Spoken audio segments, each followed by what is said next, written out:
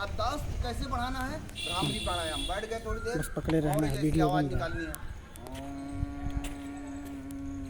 या ओम भी कर सकते हैं आप, ओम ऐसे भी कर सकते हैं। तो क्या होता है, मस्तिष्क तक सोच सुनना है उसको कि ये कहाँ से कहाँ तक जा रही है। इससे जो लोग क्या करते हैं ना, भूलने की बीमारी है, जिन लोगों को बहुत ज़्यादा भूल नहीं जाते, वो भूलेंगे नहीं।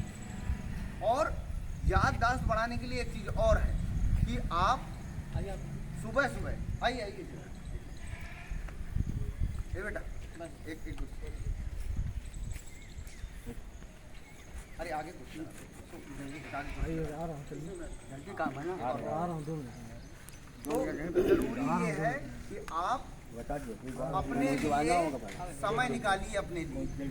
अपने लिए समय कैसे निकालना है कि सुबह पढ़िए, 2 घंटे पढ़ना है। कितने लोग सुबह 2 घंटा पढ़ते हैं? हाथ खड़ा करो। 3 लोग पढ़ते हैं 2 घंटा केवल। नहीं, मैं 3 घंटे 3 घंटा पढ़ते हो, वेरी गुड। पढ़ता नहीं। श्रीमद् भागवत उपाध्याय का 10वें स्कंद का पाठ करता हूं। अरे कुछ भी करो, अध्ययन कुछ भी करो, अध्ययन करिए। अपने जीवन में पढ़ना बहुत जरूरी है। आप सामान्य ज्ञान, कुछ लोग कहते हैं अरे यार अब हमारी उम्र हो गई, हम सामान्य ज्ञान नहीं पढ़ेंगे। देखो उसमें बिग बॉस आता है, वो क्या आता है, अमिताभ बच्चन आता है, कौन बनेगा करोड़पति। देखो कैसे कैसे लोगों को पकड़ करके और लाखों करोड़ों कमा के चले जाते हैं वो लोग। कुछ लड़के ऐसे होते हैं जो पढ़ते पढ़ते और धीरे से उसमें नाम आया, ले करोड़पति बन के चले गए। तो कभी भी ज्ञान बर्बाद नहीं होता, ये समझ लीजिए। और तुम सोचो कि नहीं बैठे हैं हम पास हो जाएंगे ऐसे ही, हम ऐसे ही हो जाएगा, ऐसा कुछ नहीं होता। अच्छा बताओ, गाय या भैंस दूध देती है, हाँ या नहीं? है? कभी कभी बाल्टी रख के देखना, कह देना कि दूध दे दो। नहीं, ऐसे नहीं, निकालना पड़ेगा दूध, निकालना पड़ेगा। कोई देता नहीं है बिना मांगे भाई साहब, इसलिए निकालना पड़ता। तो निकालने के लिए क्या करना? अगर आपके पास ज्ञान है तो आप पढ़ेंगे तो वो निकलेगा। ठीक है, इबादत करिए, प्रार्थना करिए, ये बहुत अच्छी बात है। लेकिन साथ में अपने लिए भी समय निकालिए, क्योंकि कुछ पाने के लिए कुछ खोना पड़ता। काहे को खोना भाई? कुछ पाने के लिए कुछ करना पड़ता है, करो कुछ।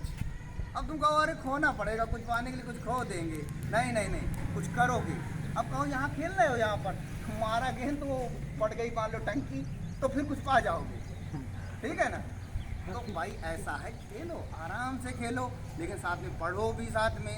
ठीक है, इबादत भी करो। और अगर कुछ चीज़ें हैं आपको लगता है, जैसे हमने बताया ना, दुआ से दवा तक, तो मान लीजिए कोई आता है, आपने ऐसे देख लिया किसी को साया, किसी भूत प्रेत लग रहे हैं, या किसी को मिर्गी आ रही हैं, हम कहते हैं दुआ करवाइए, प्रार्थना करवाइए।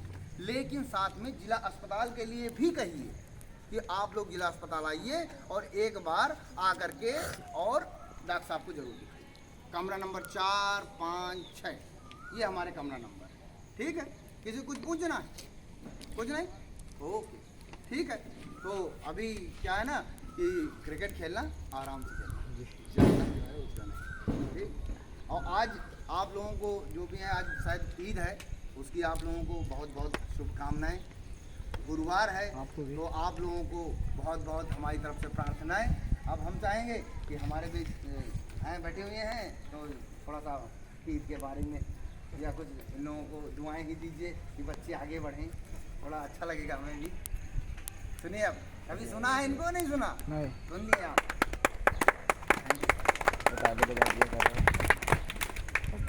देखिए हमारा ये आज त्यौहार जो है बकरा ईद का है ना।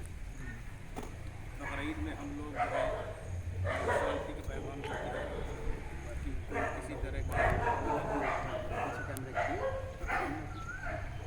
और इसके बाद जो है नमाज हमारी अदा की जाती है।